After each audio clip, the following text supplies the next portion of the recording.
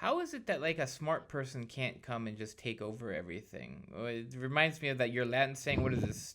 Stupiditas omnia vincit. That's right. Stupiditas omnia vincit. Morons of the world unite. You have nothing to lose but your lives. Well, that's because, cultures really reflect their populations, and populations reflect their cultures. To a great degree, what we have, people liked. It's funny. We had a formal dinner here last night, not in my home, but in the institution which I attend. And it's the first one we've ever had. It was put together by the students. A group of them thought it'd be good to have a formal dinner with everything done appropriately and all that. And it was done. It was very well done, I have to say, top to bottom. But I was asked by some of the youngsters why I thought this kind of thing had got out. And I said, well, for the same reason the mask went out, the same reason everything went out. Uh, the Is it path of least resistance or? uh, the path of least resistance, the disbelief. So much of it's difficult to explain verbally because so much of so much of it represents a loss of belief and faith in what made Western civilization, Christian civilization. Uh, a lot of these things were not intellectual things. They were intuitive. They were part of the heart. Uh, there's a lot in life that's difficult to put into words and difficult to justify in terms of quote unquote mere reason. But like for instance, if you really honor someone, let's say that you were going to celebrate your mother's 90th birthday, and you wanted to put together a thing for her. Well, there are several ways you could go about it.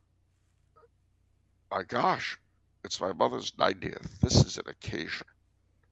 This is something that should be celebrated as regally, as elegantly as possible.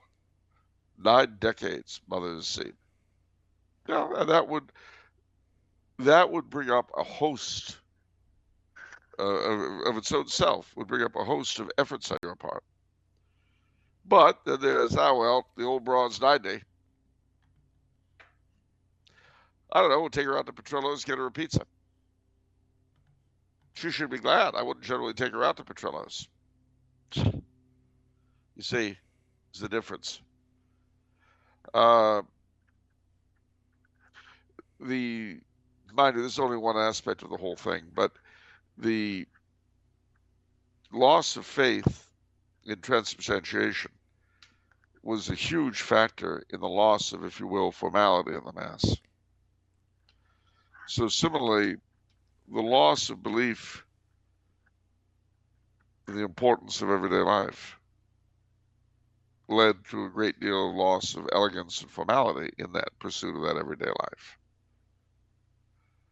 Um, look at the way teachers dress or the way students dress. The idea was you dress as well as you can when you go to class on the part of the teacher because it's a sign of respect to the subject and to your students.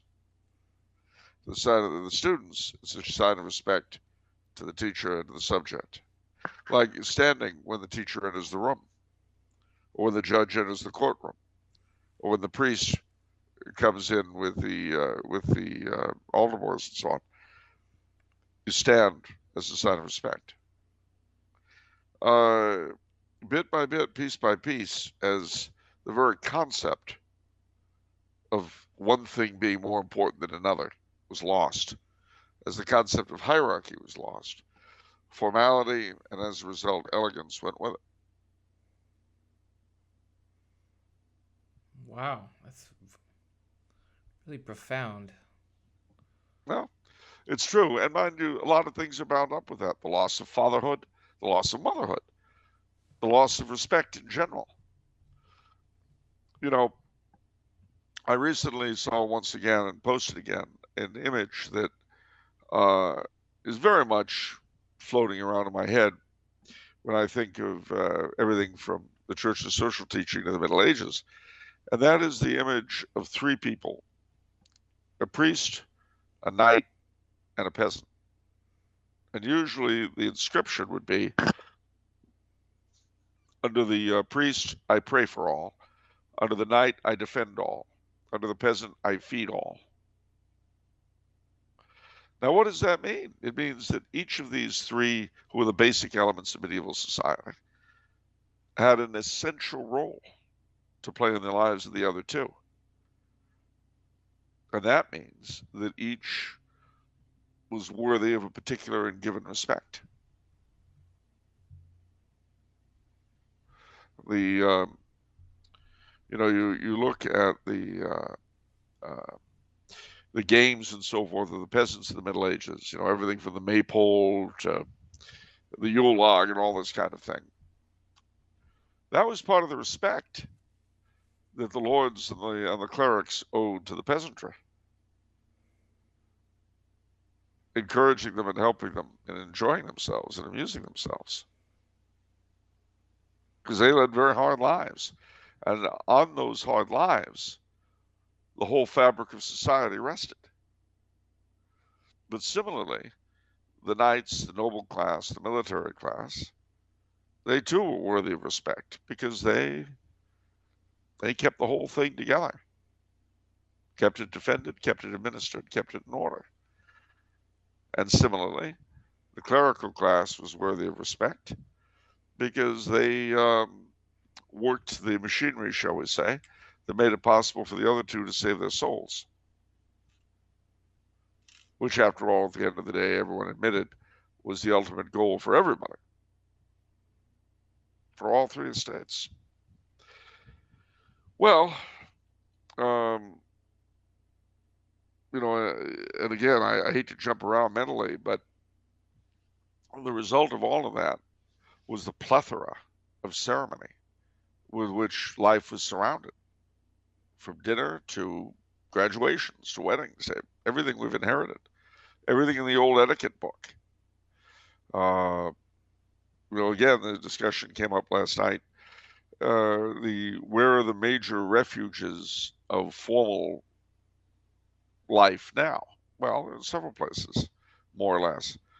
The biggest is probably the military, where the officer corps has its dinings in and things like that. Universities also, to a greater or lesser degree, more in England than in America, but in America to some degree. And certain societies, fraternal societies, like the Knights of Columbus, they have a certain level of formality. But by and large, it's vanished from most of society. And, I'm so old, I can remember when I was a kid, my parents would sometimes go to black tie dinners at people's homes. Now, these were not hugely formal affairs, like a big banquet or something. Just, they'd say, "Well, come over for dinner the other night." Is it black tie? Sometimes it was, sometimes it wasn't.